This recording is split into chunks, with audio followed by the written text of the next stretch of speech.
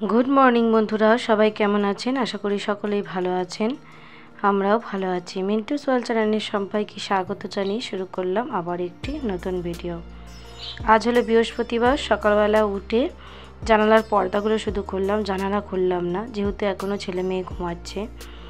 আর এমনিতেও আশেপাশে যেহেতু আমাদের ঘেঁষাঘেঁষি সব ফ্ল্যাটগুলো হয়েছে, ওদিকের কারোর জানলা খোলা থাকলে আমরা খুলি না, আর আমাদের জানলা খোলা থাকলে ওনারা খুলেন না। গরমে তো একটু আধটু খুলতেই হবে।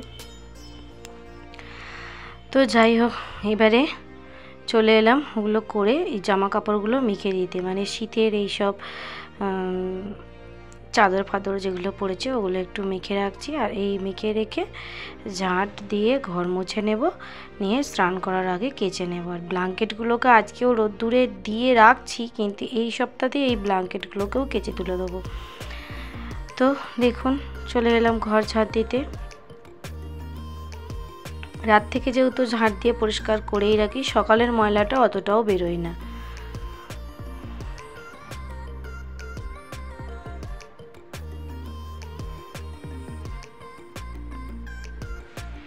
আজ আর কোথাও ক্যামেরা সেট করিনি, হাতে নিয়েই করছি। এই যে দেখছেন, খাটের তলা পুরো আমার ভর্তি। খাটের তলাতে যে ভর্তি বলে পরিষ্কার করি না তা নয়, খাটের তলাও আমি মাঝে মাঝে টেনে টেনে পরিষ্কার করি। ওই কিছু তো রাখার আমাদের ঘরে বাং টাং নেই, ওই জন্যে যা কিছু সব খাটের তলাতেই রাখি। আর এবারে যা ওই জন্মদিনে মেয়েটা যেগুলো পেয়েছে ওগুলো সব ওই খাটের তলাতেই গুছিয়ে রেখে দিয়েছি। আর এই যে মোছার বালতির বক্সটা পেয়েছে, এই বক্সটা তো নতুন একদম, ওর মধ্যে ঠাকুরের কয়েকটা বাসনও গুছিয়ে রেখে দিয়েছি একদিন।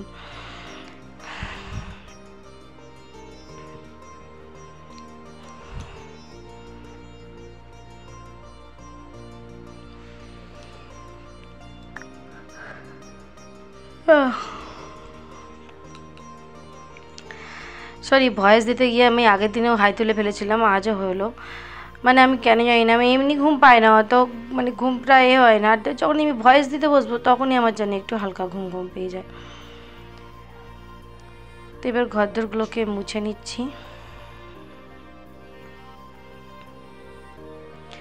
আজকের ভিডিওতে শুধু কাজগুলোই আপনাদের দেখিয়েছি, প্রতিদিনই দেখাই, তবু একটু অন্যান্য রকম থাকে। কিন্তু আজকে শুধু এই ঘরদোরের কাজ, ঝাঁট মোছা পরিষ্কার। সকাল 7টা থেকে 7টার সময় উঠেছি আজকে।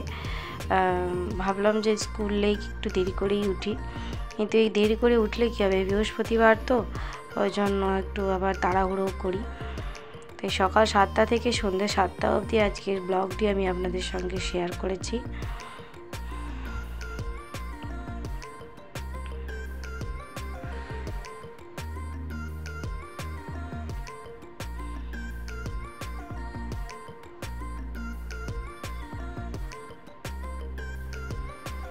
আমার বড় উঠে পড়েছে,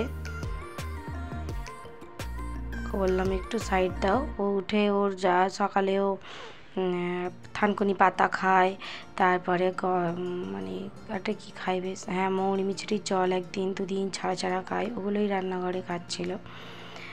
আর এই তো ঘরদোর মোছামুছি হয়ে গেল। এবার চলে এলাম জামা কাপড়গুলো নিয়ে কাচতে। শীতের পোশাক তো অনেকই হয়েছে, এখনও অনেক আছে, সোয়েটার ফোয়েটার কয়েকটা এখনও আছে। কিন্তু আজকে এই চাদর ফাদর কাচতে অতটা কষ্ট হয়নি। যেটা কষ্ট হয়ে গেছে সেটা হলো আমার বরের ওই জাম্বুমান জ্যাকেটটাকে কাচতে।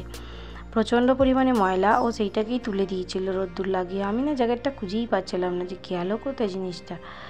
ও তারপরে বলে এটা আমি আলমারিতে তুলে নিই। কী বাবা, কাচা হয় না। আমার বরের এটাই প্রবলেম, জামা কাপড় একদম কাচতে চায় না। ওই জন্য আমাকেই একলাই কাচার দিকটা পুরো সামলাতে হয়। আর মেয়ের ব্যাগটাগুলোও কেচে দিচ্ছি। ছেলের যে আগের সপ্তাহে পরীক্ষা শেষ হয়েছে, ছেলেরও স্কুলের ব্যাগ জুতো ওরও সমস্ত কেচে তুলে দিয়েছি।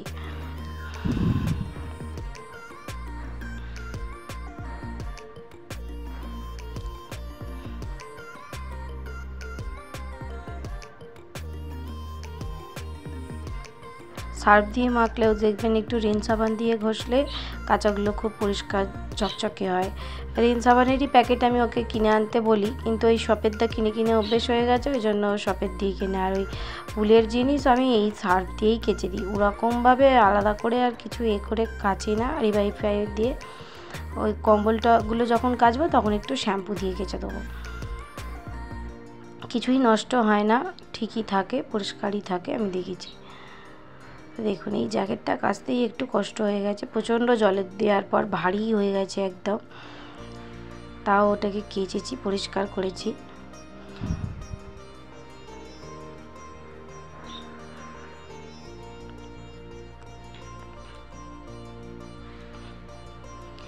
এই পরীক্ষা হয়ে গেলে যে কোথাও একটু ঘুরতে টুরতে যাবো ছেলে মেয়েকে নিয়ে, সেটা আর আমাদের হয়ে ওঠে না, কারণ আমাদের আর্থিক দিক দিয়ে আমরা অতটাও সচ্ছল নয়।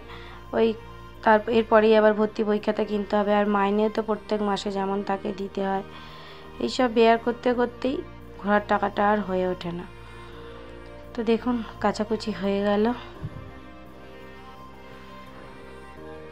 আর এখন চলে এলাম মেলতে। নিংড়ে নিংড়ে এনেছি, তবু শীতের জিনিস দেখবেন যতই নিংড়া জল একটা ঠিক ঝরে।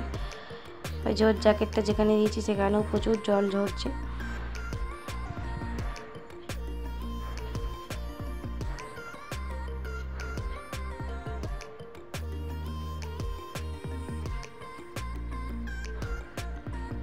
আর এই শাড়িটা মা পরেছিল, এটা খুলে রেখে গেছিলো আর কাচা হয়নি, মানে এই তো সবে একদিন হয়েছে, তা ওটাকেও আবার কেচে দিলাম একটু।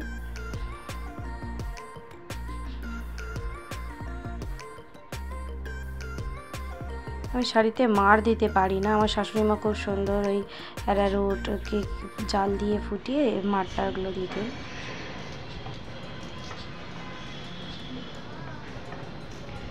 জামা কাপড় কেচে মেলে দিলাম, অনেকটাই বেলা হয়ে গেছে, আপনাদের সামনে এসে কথা বলবো যে একটু সেটা করতে পারছি না, আর খুব কষ্টও হয়ে গেছে। সকাল থেকে উঠে ঘরদোর পরিষ্কার করা, খালি বিছানাটা ঝাড়া হয়নি তখন ওরা শুয়েছিল বলে, এসব পরিষ্কার করে তারপরে এত কাচাকুচি, খুবই কষ্ট হয়ে যাচ্ছে। শীতের কাচা তুলছি, বুঝতেই পারছেন, এখনও আছে কিছু, ওগুলো আবার কাল পাড়িত করবো, নাহলে পরের দিন। স্নান হয়েছে, এবার পুজো করতেই, আবার বৃহস্পতিবারের পুজো মানে তো বুঝতেই পারছেন। পুজো ভাবছি পুজোর ক্যামেরাটা আর করব না, কারণ পুজোর সময় ক্যামেরা করলে না খুব অসুবিধা হয় পুজো করতে, মানে বারবার অন অফ করে করে করা, মন দিয়ে ঠিক করা যায় না।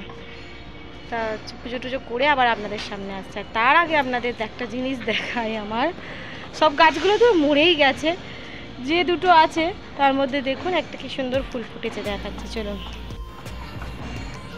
এই দেখুন এখানে একটা নীল অপরাজিতা হয়েছে, আর এই যে গোলাপ গাছটা একদম প্রায় মরে গিয়েছিল, তারপরে তোমার সেটাতে জল দিয়ে দিয়ে পাতা গজিয়ে একটা ছোট্ট পিঙ্ক কালার, রেড নয়, ছোট্ট হয়েছে। তো এই দেখুন ছাদ থেকে আসার পরে পুজোটা এক মন দিয়ে করেছি, সমস্ত ঠাকুরের কাপড় পাল্টানো, টাক মোছা, ঠাকুর মোছা, ঠাকুরসার স্নান করানো, এই সব কিছু করেছি। ঠাকুরের বাসনটা খালি আগের দিন রাত্রিরে মাজা ছিল, মানে ভেবেছিলাম এতটাই লেট হচ্ছে, ভাবছি হয়তো আজ আর রান্না করে খেতেই পারবো না, কারণ একবার আমি তোমার ডাল আলু ভাতে রান্না করে দিয়েছিলাম, করে তোমার কাচাকুচির পর স্নান করে ডাল আলু ভাতে রান্না করে দিয়েছিলাম, আমার বর খেয়ে চলে গেছে, মাছটা করে দিতে পারিনি। আর এই যে পুজোটা তারপর ধরেছিলাম, মানে অনেকটা বেলা হয়ে গেছিলো, উঠে আর আমার শক্তিই ছিল না, মানে প্রায় দুটোর কাছাকাছি বেজে গেছিলো আমার এই পুজো কমপ্লিট হতে হতে, আমার শক্তিই ছিল না যে আমি আবার রান্না করি। তো মাছটা ভাজা খেয়ে নিতে বলছিলাম ছেলে মেয়েকে, কিন্তু রোজ ছেলে তো জানেন আমার ছেলে একটু মুখ চা খেতে পছন্দ করে, ওই জন্য আবার উঠে শুধু ওই মাছটাকে একটু পেঁয়াজ টমেটো আমার আদা রসুন তো বাটা পেস্ট করা আছে, ওইটা দিয়ে একটু মাছটা ঝাল করে দিয়েছে। আর এখানে ঠাকুরটা আপনাদের সঙ্গে শেয়ার করে দিলাম, এই যে ঠাকুরের কাপড়গুলো সাইড করে রেখে দিয়েছি, এখন আর কাচবো না, ওটা সন্ধেবেলা কাচা হবে। এই দেখুন এই যে মাছের ঝালটা আজকে লাল লাল হয়েছে, ওই রেড চিলি পাউডারটা দিয়েছি বলে, ও না হলে অতটাও লাল হয় না। আর এই আলু ভাতে মুসুর ডাল আর শুধু মাছের ঝাল। আর আমার বর দেখুন খেয়ে থালা রেখে দিয়ে গেছে, ওই পাতে ভাত অর্ধেক খেয়েছে, রেখে দিয়ে গেছিলো। আর এই যে এটা ছিল সন্ধেবেলা, সন্ধে বাতি দিচ্ছি, জামাটাগুলো চেঞ্জ করে নিই। সন্ধে দেওয়ার সময় প্রত্যেকবারই আমি নাইটি কুর্তি যাই পরে থাকি না কেন চেঞ্জ করে নিই সন্ধ্যের সময়। আবার সন্ধ্যা হয়ে গেলে সেটা দেওয়া হয়ে গেলে খুলে রাখি। আমার মাকেও দেখতাম ছোটোবেলা থেকে সন্ধ্যে দেওয়ার সময় কাপড় চেঞ্জ করতে।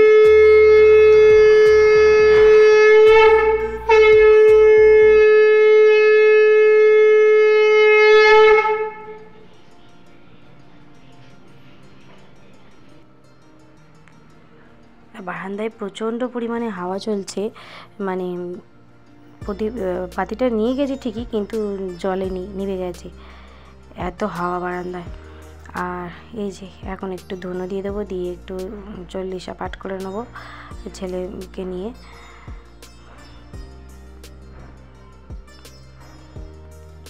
কাগজটা দিয়ে ধুনোর গুঁড়ো দিতে হু করে ধরে উঠেছিল, তাই এই যে ধুনো দিয়ে দিচ্ছি। ছোবড়া প্রায় শেষই হয়ে যাচ্ছে, এগুলো আমি বাবার বাড়ি থেকে আনি। ভাবছি আবার এই যাবো তো, দুদিনের জন্য হলেও তো যাব, ওই তখন গিয়ে বাপিকে বলবো একটু এই ছোবড়া কুটে দিতে আনবো।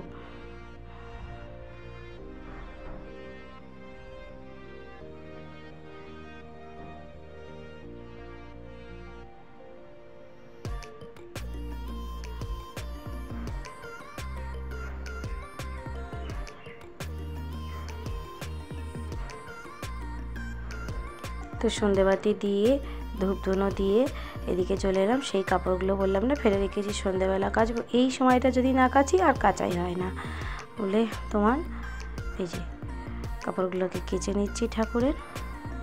তো বন্ধুরা, আমার ভিডিওগুলো যদি আপনাদের ভালো লেগে থাকে তাহলে অবশ্যই আমার চ্যানেলটিকে একটি সাবস্ক্রাইব করে দেবেন, আর পাশে থাকা বেল আইকনটা প্রেস করে দেবেন, আর ভিডিওতে একটি লাইক দিয়ে দেবেন।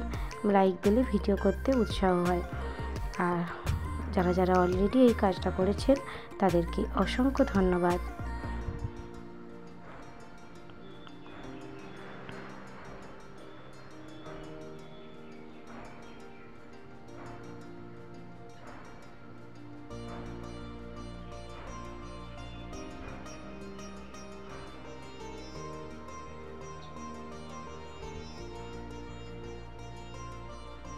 ঠাকুরের কাপড় অনেকগুলো করেই হয়, তবু যেহেতু ওই শিবরাত্রির সময় শিবরাত্রির ওখানটা চেঞ্জ করেছিলাম, তাই একটু অল্প হয়েছে, ওদিকটা এই কদিন আগেই চেঞ্জ করেছিলাম, নাহলে আরও বেশি বেশি কাপড় পরে। আর যেগুলো বড় কাপড় যখন পাতি তখন অতটা করে লাগে না, যখন কুচো কুচো ছোটো ছোটো কাপড় পাতি তখন একটু বেশিই লাগে। আর আমি এই দইটা সবসময় করেই রেখেছি এসে থেকে, এই ঠাকুরের কাপড় মেলার জন্য। জায়গা তো নেই বলুন না, আর বারান্দায় সবসময় নিজেদের জামা কাপড়গুলো দিই, ওখানে যদি দিতে হয় তো তারটাকে আবার মুছে দিতে হয়। তো এই তো দিয়ে দিলাম সন্ধ্যেবেলা, সন্ধ্যেবাতি, সন্ধ্যের কাজ হয়ে গেল। এরপর আবার ছেলে মেয়েদের খেতে দেবো। ওই খেতে বলতে সন্ধ্যেবেলা যেমন অনেক একদিন মুড়ি দিই, এক একদিন এই হরলিক্স কমপ্লেন ওকে গুলে দিচ্ছি, এই সময়টা একটু এদের এরকম দিয়ে দিই। আর তারপরে এখন তো পড়ানোর চাপটা অতটা নেই, এখন পড়ছে না কদিন ওরা, তবু রূপকে একটু বাংলাটা পড়াবো ভেবেছি।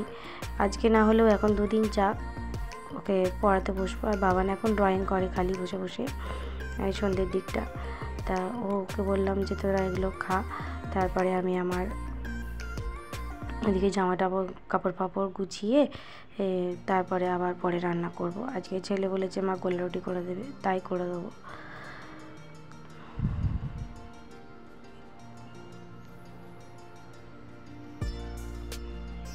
আর এই যে আমার বরকে একটু লিকার চা দিয়ে দিচ্ছি।